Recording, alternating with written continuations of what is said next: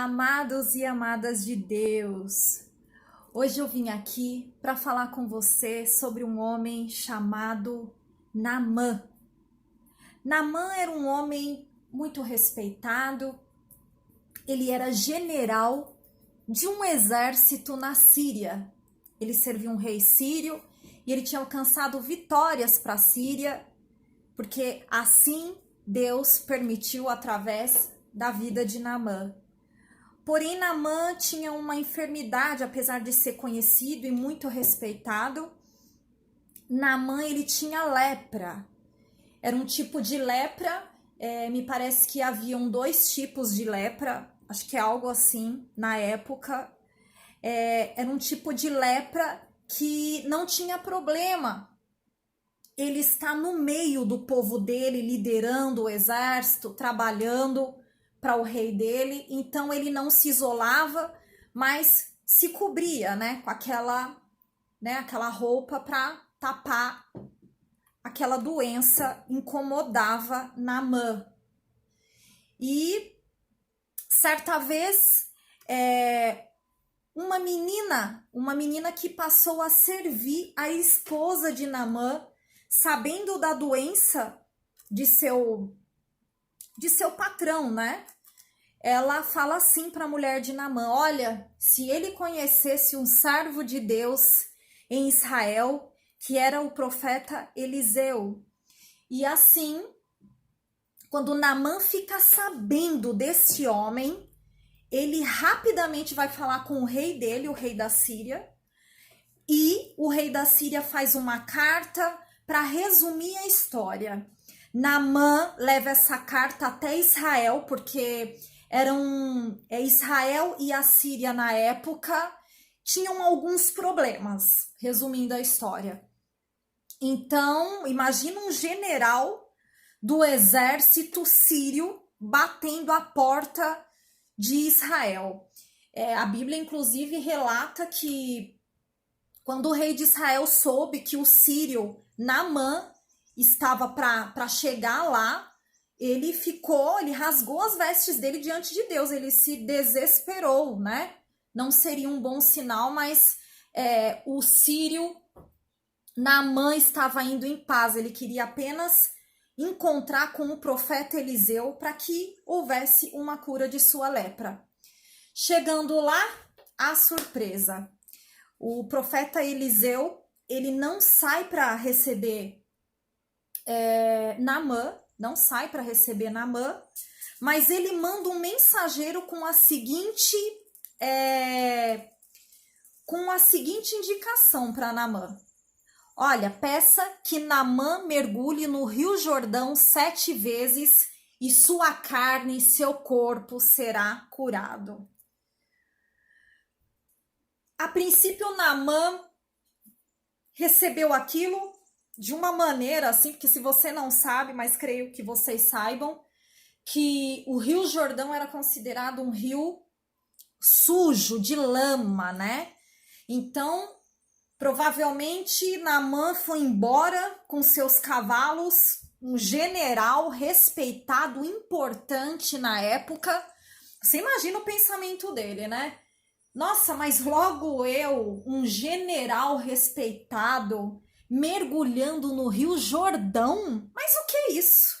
Imagina só um homem na posição social dele, questionando o que Deus havia falado para Eliseu passar para Naamã, mergulhar 7 vezes no Jordão.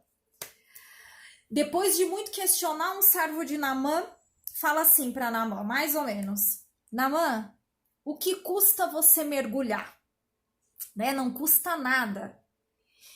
O que eu quero dizer com isso, queridos?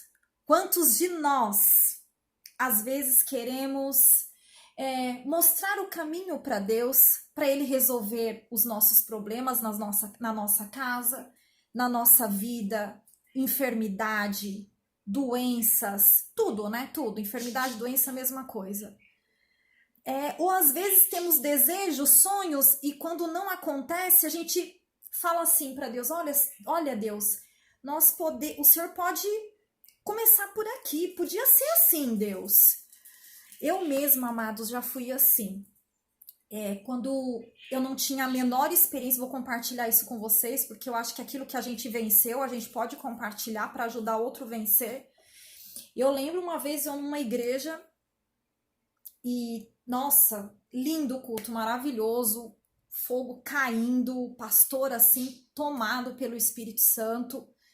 E ele falava, entrega a sua vida para Deus. Ele falava, deixa Deus tomar conta do seu caminho, tira a mão e deixa Deus agir. E eu me lembro que com os olhos fechados, eu ficava pensando, ai meu Deus, eu quero tal coisa, mas não mexe aqui não, Deus, porque eu gosto muito disso. Então, por favor, não mexe aqui, Deus, mas faz o teu querer na minha vida. Eu era assim, amados, eu era uma pessoa que o ano que vem eu já sabia o que eu ia fazer, era tudo cronometrado, então assim, eu sofri muito para mudar, até entender o que é deixar o agir nas mãos de Deus. Então eu quero falar com você agora, entrega para Deus, faça como Naamã. Quando Naamã chegou no Rio Jordão, Naamã mergulhou uma vez, 2 vezes e nada. 3 vezes, nada. 4 vezes, não foi curado. 5 vezes, 6 vezes. Quando chegou na 7ª, Naamã olhou para ele e sua pele, a Bíblia relata que parecia a pele de um bebê. Estava limpa, curada a pele de Naamã. Que bênção, né? É assim que nós fazemos quando nós deixamos o agir de Deus permanecer nas nossas vidas, quando nós deixamos ele fazer o que ele tem que fazer. Não adianta a gente colocar e tirar das mãos de Deus. Aquele homem deixou o seu orgulho de lado, Naamã. Quando ele deixou o orgulho dele, se fez humilde perante Deus.